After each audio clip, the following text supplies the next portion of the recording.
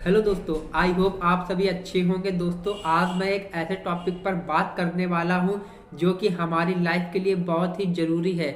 जी हाँ, आपने बिल्कुल सही सुना। दोस्तों, आज मैं बात करने वाला हूं कि आप अपनी इनकम से सेविंग किस प्रकार कर सकते हैं। जी हाँ दोस्तों, अपनी इनकम से सेविंग करना आसान तो नहीं होता, बट ये नामुमकिन भी नहीं होता।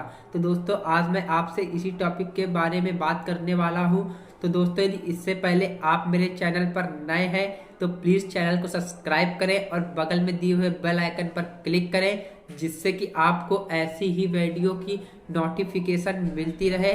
तो चलिए, बिना टाइम वेस्ट करते हुए बढ़ते हैं अपने वीडियो की तरफ।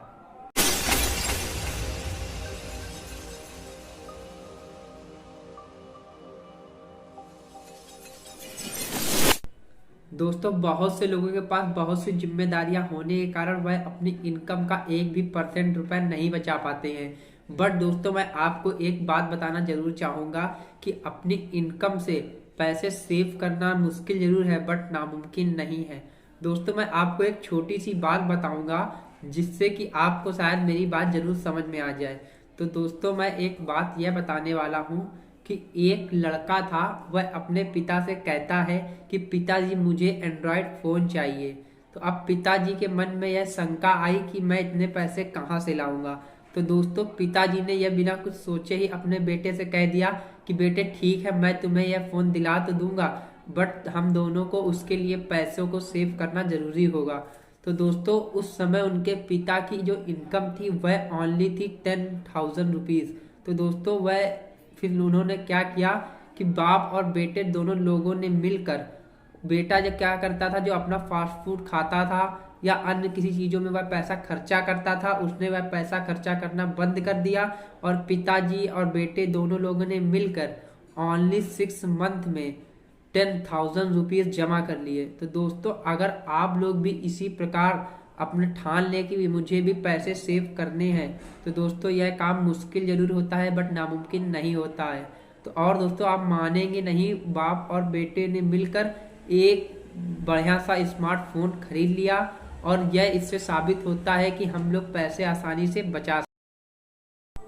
दोस्तों, अगर आप भी पैसे सेविंग करने के बारे में सोच रहे हैं बट आप अपनी इनकम से सेविंग नहीं कर पा रहे हैं, तो दोस्तों आप मेरी एक बात जरूर मान लीजिएगा। मान लीजिए जैसे कि आपकी सैलरी 1 तारीख को मिलती है, जैसे कि आपकी सैलरी मान लीजिए 15,000 रुपये है, तो आप उस 15,000 रुपये से ओनली उसका 2% रुपये ही निकाल कर उसी टाइम आप उससे अलग रख दीजिए। मान लीजिए कि वह आपने जिस चीज़ के लिए जोड़ना चाहते हैं, तो आप उसको एक गुल्लक ले लीजिए और उसी गुल्लक में डाल दीजिए। और जो आप बाकी के बचे हुए रुपए हैं, आप उनसे अपना खर्चा चला सकते हैं।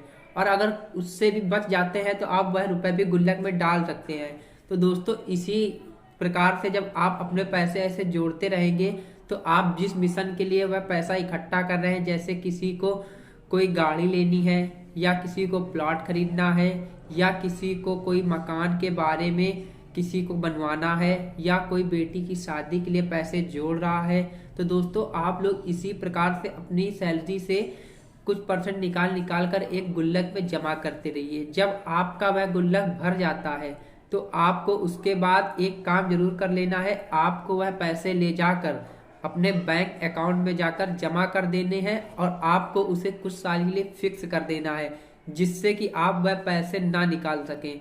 वैसे नहीं तो अगर आप उसे फिक्स नहीं करते हैं, तो आप उस पैसे को जरूर कहीं ना कहीं से निकाल लेंगे। तो दोस्तों, आप इतना करने के बाद आप जरूर मानिएगा मेरी बात, जब आप इतना पैसा इकट्ठा कर लेते हैं, तो अब तक आपको यह पैसे तब तक इकट्ठे करने हैं जब तक आप जिस काम के लिए यह पैसे जोड़ रहे हैं तब तक वह काम पूरा ना हो जाए। और दोस्तों, अगर आप इसी प्रकार से यह प्रक्रिया रोज करते रहेंगे, तो आप मेरी बात मान लीजिए कि आपके आदत में जरूर बन जाएगा कि आप पैसे हमेशा फिर अपनी सेविंग के लिए जरूर बचा बचा के रखते रहेंगे। तो दोस्तों, अगर आपको यह बात अच्छी लगी हो तो प्लीज़ वीडियो को लाइक जरूर करिएगा। आशा करता हूँ कि आपको यह वीडियो समझ में आया होगा। अगर आपको यह वीडियो समझ में आया हो तो वीडियो को लाइक जरूर कर दीजिएगा, और चैनल को मेरे सब्सक्राइब जरूर कर दिएगा, जिससे कि आपके लिए मैं ऐसी ही अच्छी अच्छी वीडियो लाता रहूँगा, जिससे कि आपको किसी भी चीज़ के लिए समस्या ना हो। धन्यवाद।